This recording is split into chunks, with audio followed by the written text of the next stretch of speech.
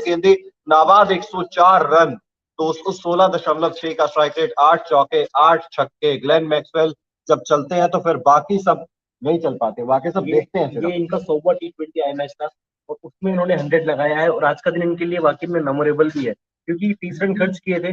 Australia के लिए किसी गेंदबाज ने एक ओवर में आज तक 30 रन खर्च नहीं किए हैं, उसकी भरपाई की अपने बल्ले से। 48 गेंद 104 रन, 216 का स्ट्राइक रेट, 8 चौके 8 छक्के। ये प्लेयर मतलब वर्ल्ड क्लास प्लेयर है। बिल्कुल तबाही मचाई है आज इन्होंने गुवाहाटी में। प्रसिद्ध कृष्णा जिनकी हम बात कर रहे हैं, लगातार 4 ओवर में 68 रन खर्च कर दी। इकॉनमी देखेंगे तो 17 की, और विकेट्स इनके खाते में एक भी नहीं गया। आज तारीफ हम कर रहे थे ऋतुराज गायकवाड़ की भी, उस पारी की जो अब बेकार चली गई है। 123 नाबाद बनाए थे 57 गेंदों का सामना करते हुए, 13 चौके 7 छक्के। ऋतुराज गायकवाड़ का ये शतक जो है आज गुवाहाटी में बेकार चला गया, जीत की कंट्रीब्यूशन में नहीं आ पाया। इनके भी इंटरनेशनल करियर का ये पहला ही शतक था। कमाल की बल्लेबाजी इन्होंने की थी, लेकिन क्या वो ड्यू फैक्टर था? क्या फैक्टर है? मतलब हमारे स्पिनर से तो अच्छी गेंदबाजी की ना। रवि बिश्नोई ने जिस तरीके की गेंदबाजी की है वो तो दिखाता है कि ड्यू इतनी ज्यादा इंपैक्टफुल नहीं थी, स्पिनर्स हमारे अच्छी गेंदबाजी करके जा रहे थे। लेकिन रवि बिश्नोई अकेले पड़ते, अक्षर पटेल का अगर आप देखें 4 ओवर 37 रन, इकॉनमी 9.20 का 8 विकेट मिला है। स्टिल वो कहते हैं ना कि 3 ओवर अच्छे थे, 3 ओवर में काफी किफायती रहे, अच्छी गेंदबाजी की, कंजूस थे थोड़ा। लेकिन जो टर्निंग पॉइंट था ओवर का 19वां ओवर, वहां पर उन्होंने जो 22 रन खर्च किए, वहां से मैच एकदम ऑस्ट्रेलिया के पक्ष में हो चुका था क्योंकि आखिरी 6 गेंदों में 21 रन इतना कोई बड़ा टास्क नहीं था।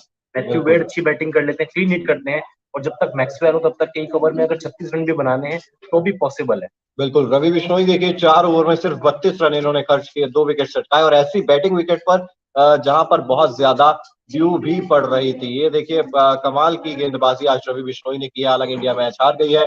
नेथन एलिस 4 ओवर 36 रन इन्होंने खर्च किए थे। जेसन बेरेंड्रॉफ की बात करें, 4 ओवर में 12 रन ही इन्होंने दिए थे सिर्फ। कमाल की गेंदबाजी जेसन बेरेंड्रॉफ ने की थी। ग्लेन मैक्सवेल सिर्फ 1 ओवर करने आए थे, 30 रन इन्होंने खर्च कर दिए थे। वो आखिरी ओवर था इंडिया की पारी का, और लेकिन ग्लेन मैक्सवेल की गेंदबाजी की आज कोई आलोचना शायद करेगा नहीं, क्योंकि उन्होंने जिस तरीके की बल्लेबाजी कर दी वो सब ये जो ओवर था ना वो भूल गए सारे। नहीं चिराग, एक चीज और है, मेरा सवाल है आपसे। प्रसिद्ध कृष्णा पहला मैच हो गया, दूसरा मैच हो गया, जब आपके कप्तान को पता है, टीम मैनेजमेंट को पता है कि एक गेंदबाज लय में नहीं है, मुकेश कुमार आज का मैच नहीं खेले, शादी के चलते वो बाहर चले गए हैं, बट रिलीज किया गया है।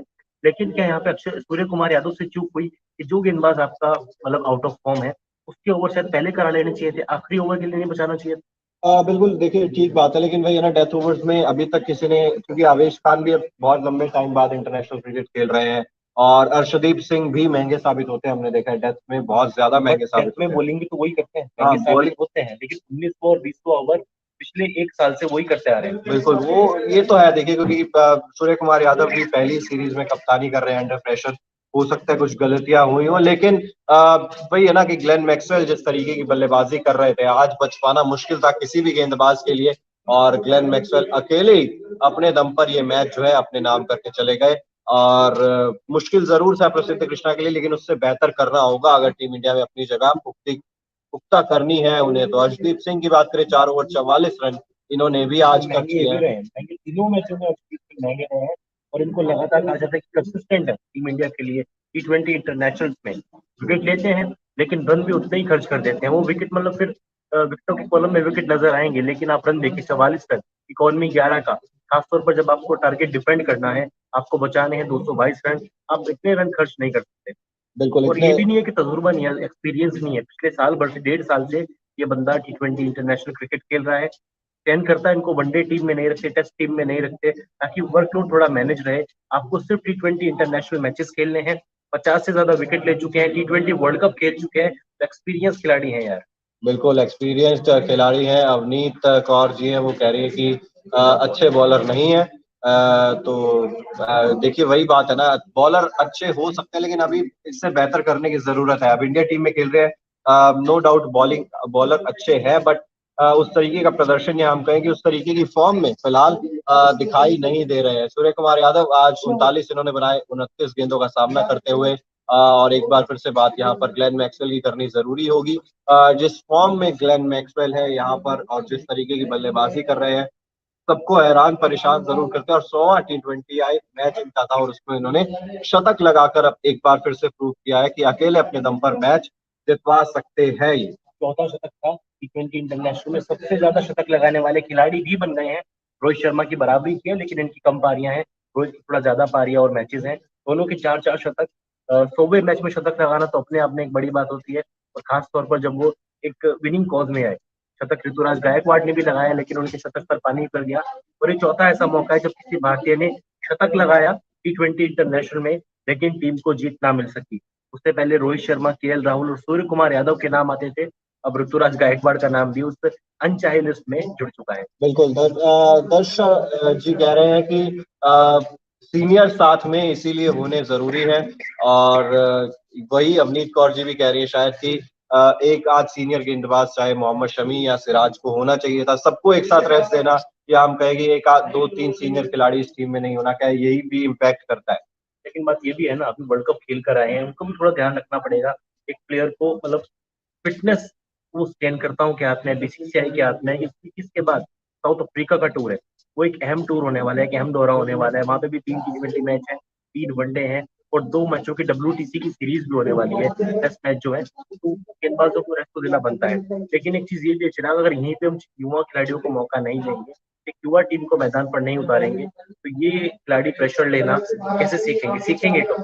बिल्कुल। और ये बायलेटरल सीरीज है, और शायद क्या ये T20 वर्ल्ड कप की तैयारी है एक्चुअल में, या ये सिर्फ एक आपकी बेंच स्ट्रेंथ को आप एक बार फिर से टेस्ट कर रहे हैं? नहीं, T20 वर्ल्ड कप की तैयारी किसी भी सूरत में नजर नहीं आ रही, क्योंकि तीनों मैचों में सेम प्लेइंग लेवल रही है।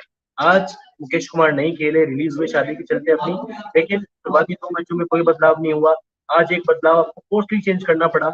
अगर ये T20 वर्ल्ड कप की तैयारी होती, तो आप ईशान किशन की जगह जितेश शर्मा को प्लेइंग इलेवन में देखते, वॉशिंगटन सुंदर को देखते, चांस देते, शिवम दुबे को चांस देते, परखते उनको, क्योंकि अक्षर पटेल ये खिलाड़ी ऐसे हैं, इनसे साबित कर चुके हैं अपने आप को। अर्शदीप सिंह हो गए, अक्षर पटेल हो गए, ईशान किशन हो गए, 2 मैचों में 2 फिफ्टी थी। ये लगातार अपने आप को साबित करते आ रहे हैं। तो यहाँ पे एक मौका था बेंच को परखने का, जहाँ पर 20 टीम से चूक हुई, क्योंकि अगले मैच में अब आप चाहेंगे कि सीरीज जीतना रायपुर में, चेंजेस शायद ही टीम इंडिया कुछ चेंजेस शायद ही करे।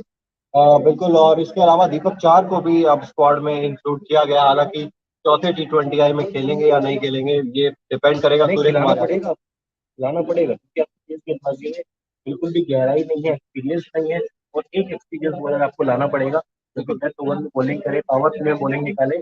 और दीपक चार को हमने देखा है CSK के लिए, इंडियन टीम के लिए पावर प्ले में अच्छी बॉलिंग करते हैं, और इस सीजन तो CSK के लिए उन्होंने डेथ पे भी विकेट चटकाए थे। दीपक चाहर का आना मेरे हिसाब से अच्छी बात है।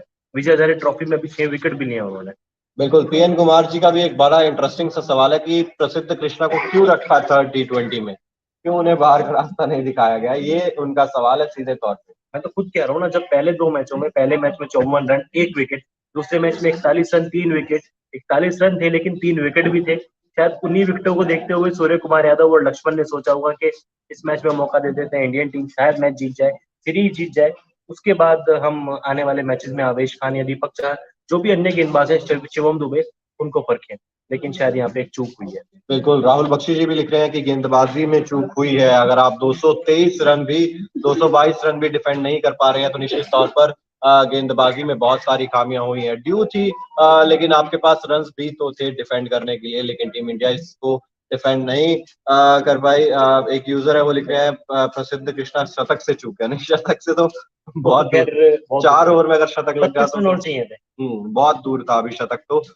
लेकिन एक वो कैच मैथ्यू वेड का ड्रॉप्ड कैच या हाफ चांस आप कह सकते हैं सूर्य कुमार यादव से, वो गेंद छिटक गई थी, डाइव लगाई थी उन्होंने। लेकिन इस तरीके की फील्डिंग जब आप करते हैं, जब आप इस तरीके के कैचेस पकड़ते हैं, तभी आप मैचेस जीतते हैं। शायद ये मैक्सवेल का शॉट, मैथ्यू वेड का, लेफ्ट वेड का, बिल्कुल। उन्होंने भी तो अच्छी पारी खेली। आप देख लीजिए ना, एक साझेदारी जो थी, दरकार थी जिसको ऑस्ट्रेलिया को, एक साझेदारी की। 16 गेंदों में 28 रन, 3 चौके, 1 छक्का, 175 का strike rate. Tim David out हुए थे 134 पर, 5 विकेट थे। यहाँ पर एक मौका बनता, अगर वो सूर्य कुमार यादव कैच पकड़ लेते, उसके बाद ऑस्ट्रेलिया की बल्लेबाजी में पैट कमिंस या मिचेल स्टार्क, हेजलवुड नहीं थे, नाथन एलिस, बैरन ड्रॉप, तनवीर सांगा, केन रिचर्डसन, ये थे। यहाँ पर इंडिया मैच जीत सकता था, लेकिन चूक तो हुई है, फील्डिंग सुजाता खराब जी हुई। कह रहे हैं कृष्णा और अर्शदीप ने हरवा दिया। बात तो सही है, अर्शदीप ने यार आखिरी ओवर में, आप प्रसिद्ध कृष्णा 21 रन डिफेंड नहीं कर पा रहे। उससे पहले अक्षर पटेल की भी बात मैं कहूंगा, 22 रन आपने भी 1 ओवर में खर्च किए हैं, तो अक्षर पटेल की गलती है। और T20 वर्ल्ड कप के लिहाज से भी मुश्किल होगी देखिए चयनकर्ताओं के लिए भी, क्योंकि जिस तरीके से रोहित शर्मा की भी खबरें आ रही थी कि रोहित शर्मा खेलना चाह रहे हैं T20 वर्ल्ड कप, और उसके बाद ऋतुराज गायकवाड़ और यशस्वी जायसवाल जिस तरीके की फॉर्म में, आपके पास शुभमन गिल भी हैं। चयनकर्ताओं के लिए मुश्किल हो जाएगी यहाँ से इस सिचुएशन से बाहर निकलना कि किसे चुने, किसे ड्रॉप करें, बहुत मुश्किल होने वाली है। ओपनिंग के लिए तो वास्तव में माथापच्ची होने वाली है, क्योंकि शुभमन गिल, ईशान किशन भी ओपनिंग के कंटेंडर है, हालांकि अभी नंबर 3 पर खेल रहे हैं। यशस्वी जायसवाल,